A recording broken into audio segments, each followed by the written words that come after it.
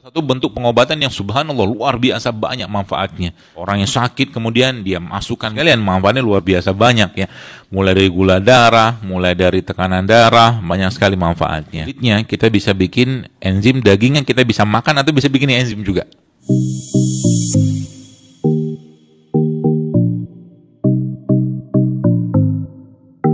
Kalau seandainya kita diperintahkan Allah Azza wa Jalla untuk untuk makan atau ya makanlah 3 jenis daun tiap hari, 3 jenis daun dari 3 jenis pohon tiap hari misalkan, pohon A, pohon B, pohon C misalkan itu. Repot kan? Tapi subhanallah daun-daun tadi kan bisa tumbuh karena memang ada akarnya, ya ada batangnya, ada yang menyerap unsur hara dari tanah tadi.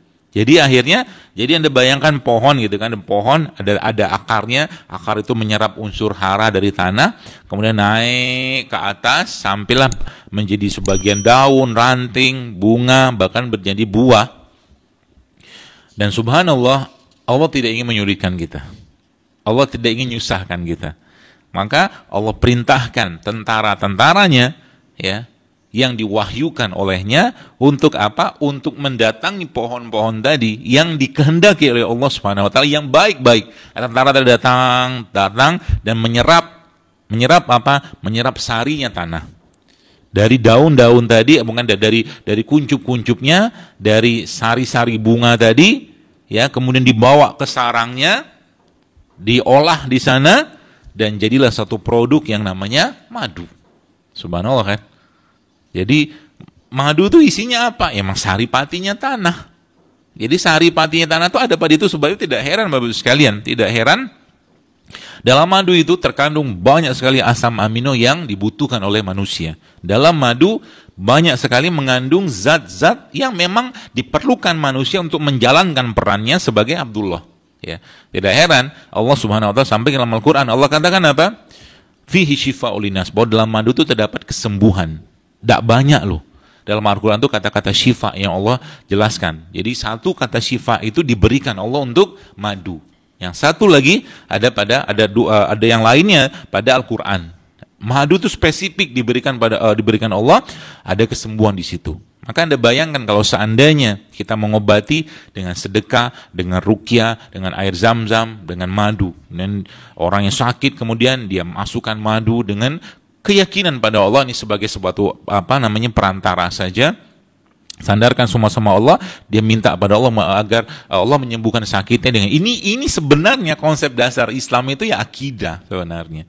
Yang banyak orang ya tadi saya katakan Bapak sekalian lupa dengan itu sehingga menyandarkan kepada itunya ikhtiar pengobatannya. Ini yang nggak boleh, ya ini yang nggak boleh. Jadi kalau saya sampaikan kepada Bapak Ibu sekalian ya. Bentar, saya lihat sesuatu dulu.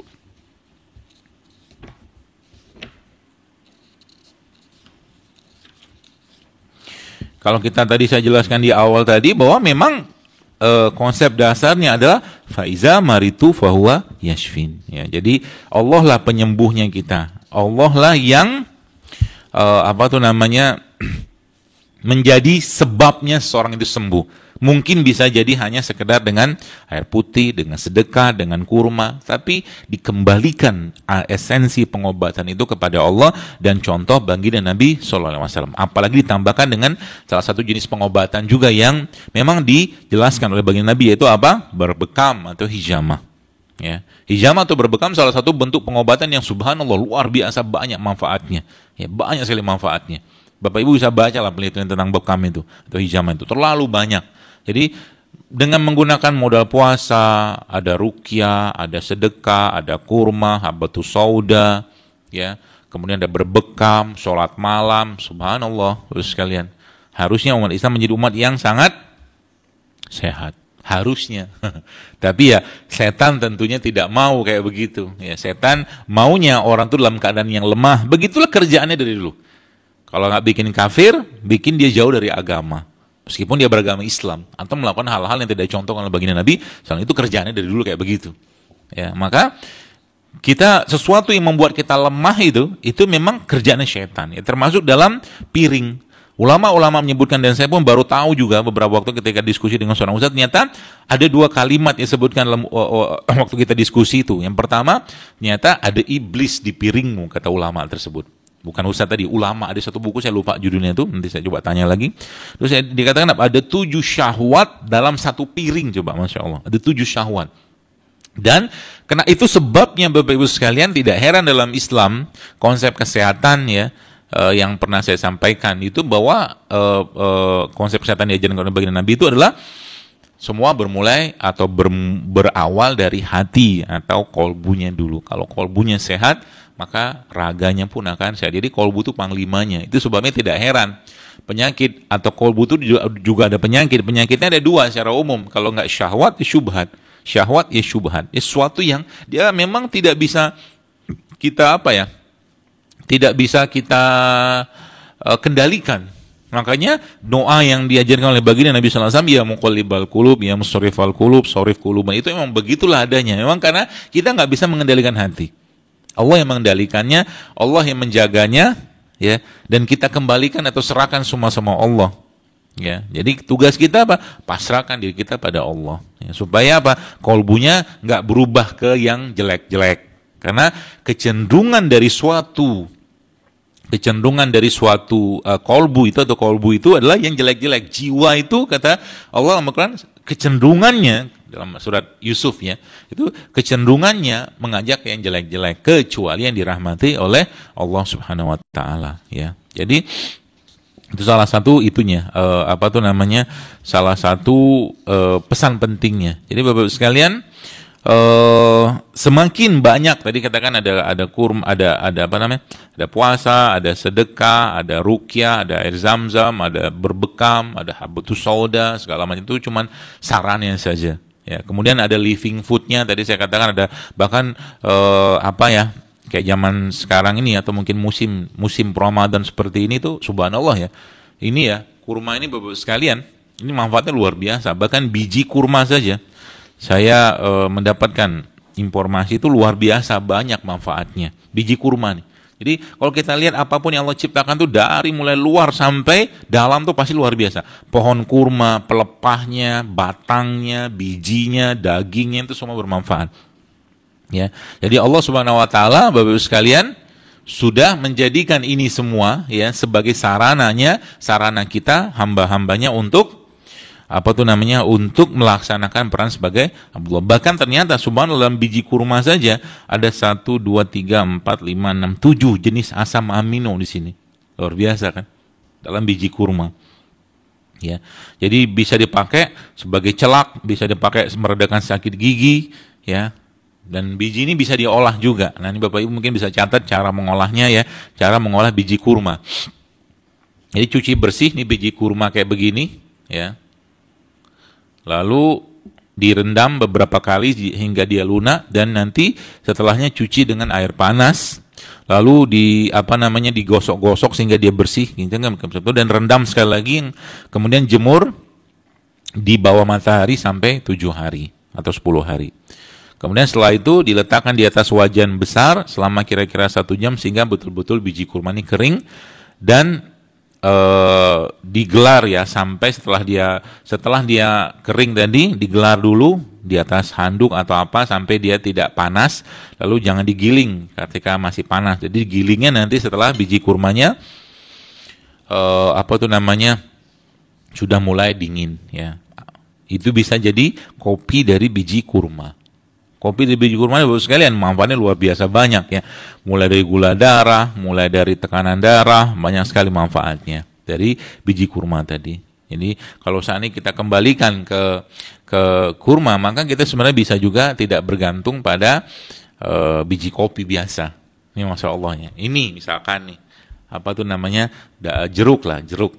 Jeruk ini daging yang kita bisa makan, kulitnya kita bisa bikin enzim.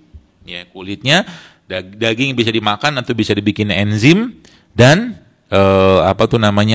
kulitnya kita bisa bikin enzim, dagingnya kita bisa makan atau bisa bikin enzim juga ya, subhanallah ya.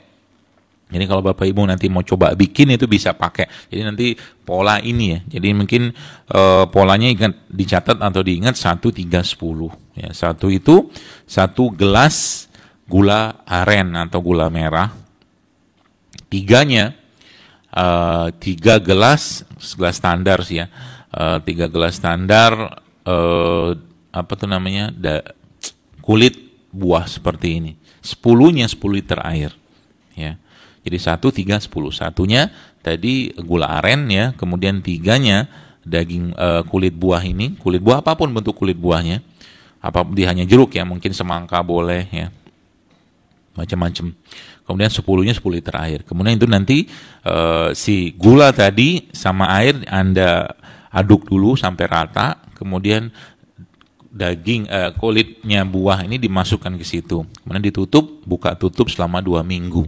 Ya, untuk mengubah asam asetat atau alkoholnya menjadi asam asetat untuk menjadi cuka atau enzim. Ya. Kemudian setelah 2 minggu tutup rapat sampai 3 bulan. Nah, setelah 3 bulan, nah nanti disaring, maka itu sudah akan jadi namanya enzim, ekoenzim. Fungsinya untuk apa? Untuk cuci, untuk pupuk, ya untuk apa? Bersihin lantai, untuk bersihin apa namanya alat-alat piring atau cuci piring di rumah, ya, nyemprot hama, ya, di tanaman, pupuknya juga bisa. Nah, itu untuk yang di luar. Tapi kalau yang untuk yang di dalam atau dagingnya, jadi nanti yang 1, 3, 10-nya itu 3-nya diganti dengan daging buah. 3-nya diganti dengan daging buah. Jadi daging buahnya diambil ya, satunya tetap itu ya, gula aren atau molasses ya. Yang 3-nya itu 3 gelas daging buah dan 10-nya 10 liter itu 10 liter air. Nah, nanti bisa dipakai itu sama diaduk dulu dilarutkan si gula tadi. Kemudian daging buahnya ditaruh dalam itu dan selama 2 minggu buka tutup, tapi setelah 2 minggu ditutup rapat sampai 6 bulan. Setelah 6 bulan. Jadi kalau setelah 6 bulan, kalau kita pakai daging buah namanya classic enzim. Jadi dia probiotik atau fermentasi yang apa tuh namanya bisa kita minum kalau dagingnya. Tapi itu 6 bulan ya, 6 bulan. Ya. Setelah 6 bulan Anda saring, Anda ambil. Nah, jadi kayak begini salah satunya. Ini sudah hampir setahun ini. Isinya apa? Isinya bakteri. Ya. Isinya probiotik, isinya teman-teman buat bakterinya kita. Jadi kalau dia masuk ke tubuh kita, ya dia akan menemani yang ada. Nah, gitu. Ya, Masya Allah ya. Jadi Allah SWT sudah banyak menciptakan ini semua Bapak Ibu sekalian dan pastinya tinggal kita optimalkan saja. Kita pakai seperlunya kita ya, dan dalam rangka menjalankan ketaatan kita pada Allah SWT. Dan makan pun tidak lain tidak bukan makan itu kata ulama hanyalah untuk menegakkan tulang-tulang sulbi kita kepada Allah Subhanahu wa taala untuk beribadah. Maka dengan pemahaman seperti ini maka insya Allah kita menjaga diri kita khususnya di bulan Ramadan seperti ini untuk tidak berlebihan dalam urusan makan, ya. Tidak berlebihan dalam urusan minum-minuman, ya.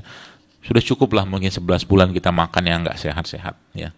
Sudah bye-bye lah sama sirup, ya. Bye-bye sama makan-makanan tinggi gula apa segala macam, itu bye-bye lah. Nggak usah terlalu banyak lagi, atau bahkan kalau bisa bulan ini di stop lah itu semua ya. Supaya apa? Supaya tubuhnya mendapatkan hak mendapatkan living food ya. Living food itu tadi saya katakan makanan yang dia baru diambil dari alam ya. Kalau kita misalkan bicara tentang jeruk itu kapan waktu terbaiknya dimakan? Ya kalau idealnya ya saat dipetik dari pohonnya, tapi kan kita nggak punya pohon ya. Atau kalau seandainya kita nggak punya pohonnya, ya sudah jeruk seperti ini, ketika dibuka, kan masih ada pelindungnya nih. Ketika dibuka, langsung dimakan. Itulah living food. Semakin banyak makanan tersebut kita makan di bulan Ramadan seperti ini ya, dan kita memang minta pada Allah agar difokuskan untuk ibadah, maka insya Allah tubuh kita akan kembali normal, Bapak sekalian. Jadi, agama Islam adalah agama yang sangat mementingkan urusan kesehatan. Itu sebabnya, kalau kita baca di riwayat-riwayat zaman dulu itu nggak ada penyakit-penyakit degeneratif kayak sekarang ya, nggak ada. Ya karena apa? Karena mereka cenderungan mereka itu makannya nggak berlebihan, dan kalau makan pun ya tidak seperti mewah tidak seperti orang zaman sekarang ya. Apakah kita nggak mampu? Mampu. Bukan mereka nggak mampu, para sahabat itu orang-orang kaya loh. Ya, tapi mereka memilih untuk sederhana dalam hidupnya. Dan itu memang bagian dari tuntunan Islam. Ya. Apa katakanlah Ibnu Umar yang hampir 4 bulan itu ternyata dia tidak pernah makan sampai kenyang, katanya begitu juga. Apa dia mampu? Dia mampu. Mampu. Mereka orang-orang kaya. Tapi mereka memilih untuk tidak. Memilih untuk sederhana seperti itu. Saya kira mungkin cukup, mudah-mudahan dapat memberikan gambaran umum dulu kepada Bapak Ibu sekalian tentang konsep-konsep sehat dalam Islam. Nanti kita akan bahas secara detail-detail lagi apa-apa yang tadi saya sampaikan di materi-materi berikutnya insya Allah.